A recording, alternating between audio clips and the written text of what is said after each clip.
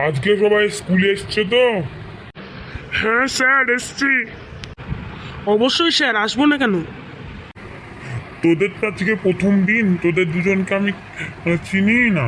তোদের দুজনের নাম কি? আমার নাম রতন।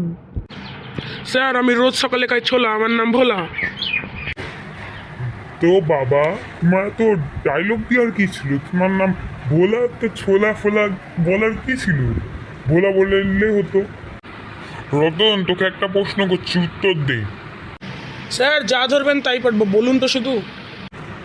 চুপচাপ বল, 3 × 2 কত হয়? তাইলেই হয়ে গেল। স্যার, 5। এরকম বাজে গুণ কেউ করে? এরকম খারাপ ছাত্র কেউ নেই। স্যার, আপনি যাই বলুন, বলতে তো মুখেই হবে। 3 বলি আর 5 বলি আর 6 বলি, আমি তো উত্তর দিয়েছি। ট্যালেন্ট।